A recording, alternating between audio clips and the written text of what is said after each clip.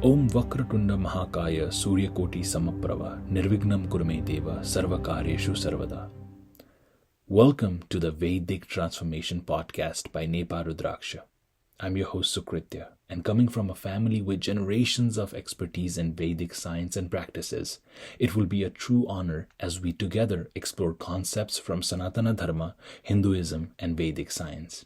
In each episode of the podcast, we will explore these concepts, stories, and practices with an objective to apply these learnings in our daily life and bring positive, transformative change within ourselves. My goal as your host will be to explain these complex concepts in a manner that is practical in our daily lives. I'm always open for questions and recommendations. All the details about how you can reach me or my team will be in the description section of each episode. Now, without any further delay, let's start the show. Welcome to a new episode of the Vedic Transformation Podcast. In our previous episode, we established the relationship between Shiva and change and also touched on why Shravan is considered to be the month of change. It is no coincidence that we started this show in the month of Shravan 2023. A special Shravan of 59 days, which has only occurred after 19 years.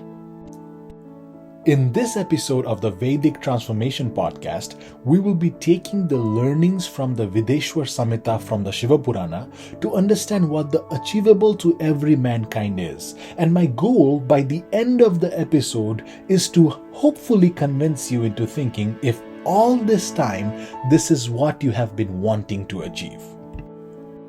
Like most of the teachings in Hinduism, the concept talked in the Shiva Purana related to the achievable is rather brief.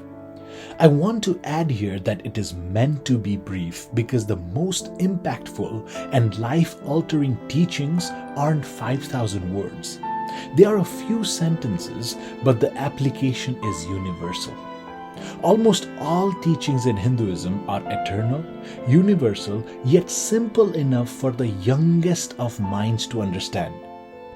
However, it is the Maya and the delusion around us that even the bravest of us fail to apply these simple learnings to our daily life. So let's first understand what the achievable is. The achievable, or the greatest of achievements, according to Shiva Purana, is the state of Shivayoga. Yoga means unification. Shivayoga is the state where you are unified or connected with Shiva. In the Kali Yuga, because of our limited understanding of the word achievement, some of us hearing this might be a little disappointed. Shiva Yoga? Here comes a person claiming that Shiva is achievable. Some might even question if Shiva Yoga is worth achieving. House, car, luxury, the designer handbags, the gold bracelets, these are worth achieving. A higher status, more strength, rather an extra day to live is worth achieving. But Shiva Yoga, what is that worth to us?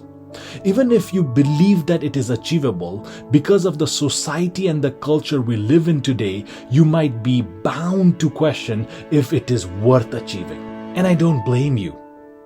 If I had told here that close affinity with the world's richest person or close relation with your country's prime minister is achievable, it might have raised a few eyebrows because through that achievement we can achieve more, and by achieving more we can achieve even more. Now let's pause here for a second and reflect, why is it that the material seems worthy of achieving but the source of all existent does not? This is because we have been conditioned into a finite mindset. Through all the transactions we have taken part in, our mind have become transactional. You simply cannot comprehend the infinite. You think that if you get A, you sacrifice B. And it's because it's always been like that. Even when you love someone, you expect to be loved. We always seek for more, but have we ever been satisfied? Has anyone listening to this podcast felt that you are complete and there is nothing left in the world to achieve?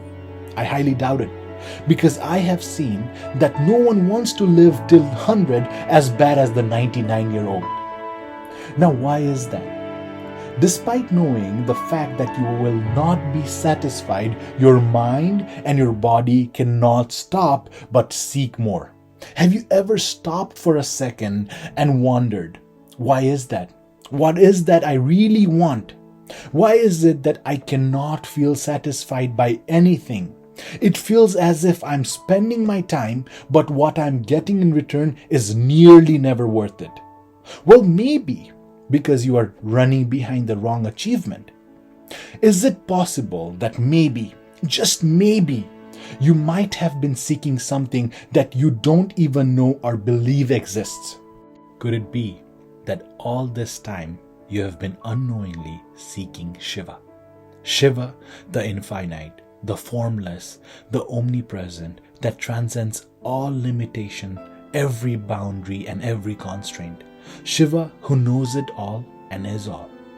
Could it be that unification to this infinite form of Shiva is all that you have ever hoped for?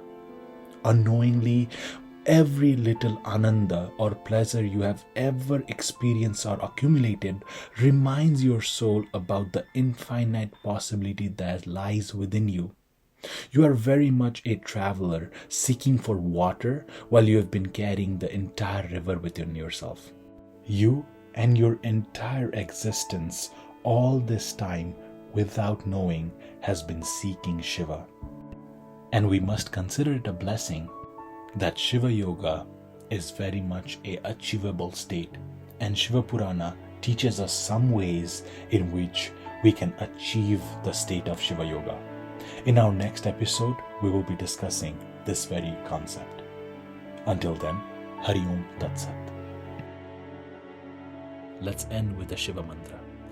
Om Vande Deva Umapatim Surugurum Vande Jagat Karanam Vande Pannagabhusanam Mrigadhara Vande Pashunam Patim Vande Surya Sasanka Kavinayanam Vande Mukunda Priyam Vande Bhaktajanaya Chavarada Shivam Shankaram. I hope you enjoyed the show.